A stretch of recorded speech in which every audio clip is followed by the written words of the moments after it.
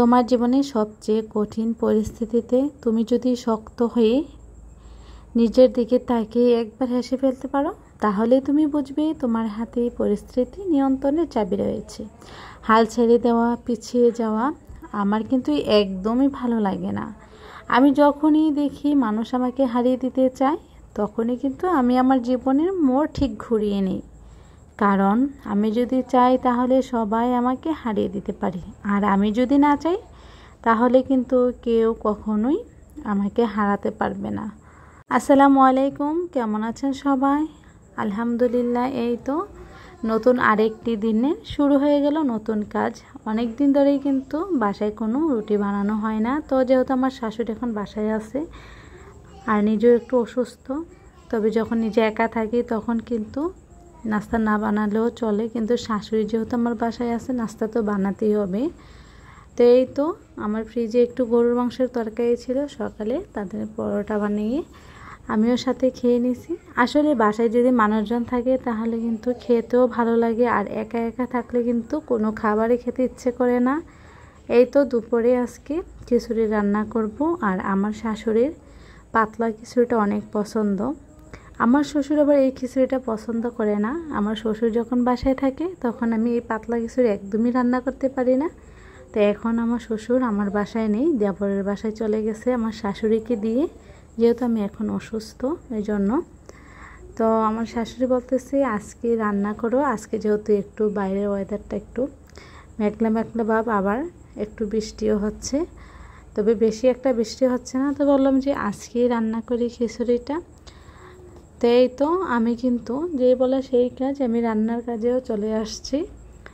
আর এখানে আমি মাংসটাকে ভালো করে কষিয়ে তারপর আলু দিয়ে আরেকটু কষিয়ে নিব, কারণ গরুর মাংসের মধ্যে আলু দিলে কিন্তু খাইতেও ভালো লাগে। আর আমার বাসায় যেহেতু বাচ্চা কাচ্চা আছে, বাচ্চারা অনেক পছন্দ করে। আমার কিন্তু মাংস রান্নাটা হয়ে গেছে, আর এখানে আমি খিচুড়ির জন্য চালটা একটু ভেজে নিব।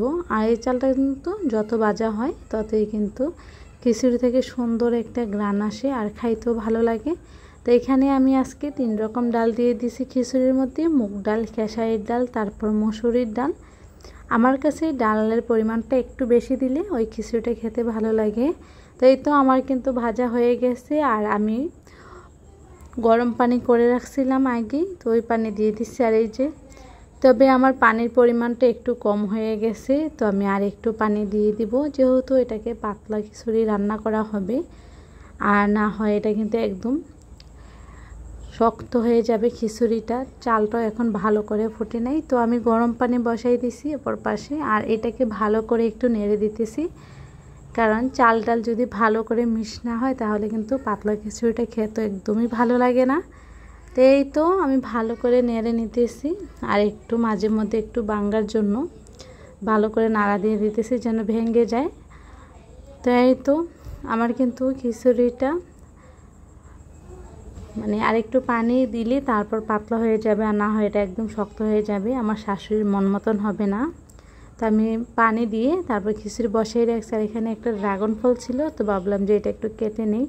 তবে ড্রাগন ফলটা অনেক মিষ্টি ছিল মাশাআল্লাহ, আর এটা খেতে অনেক ভালো লাগছে। তবে একটাই ছিল, তো ভাবলাম যে এটা একটু সবাই মিলে খেয়ে নিই। তো এই তো আমি এটাকে কেটে নিতেছি। আর ড্রাগন ফল কিন্তু আমার খুব একটা মানে খুব ভালোই লাগে, আমার খুব পছন্দ।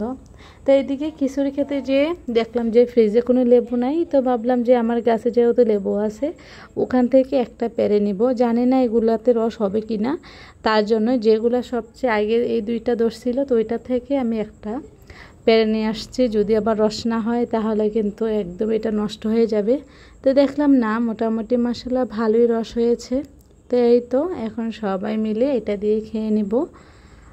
আমার কিন্তু গাছ থেকে এটা পাড়ার সময় খুবই মায়া লাগতেছিল, যে মানে একদম পারতে ইচ্ছা করতেছে না, মনে হয় যে এই লেবুটা গাছেই সুন্দর ছিল। তো এই তো এখন সবাই মিলে খিচুড়ি খেয়ে নেব। আর আমি খিচুড়িটা কিন্তু বেশি একটা পাতলাও রাখি নাই, আবার বেশি ঘনও করি নাই। আর এরকমভাবেই এই খিচুড়িটা আমার বাসায় সবাই পছন্দ করে।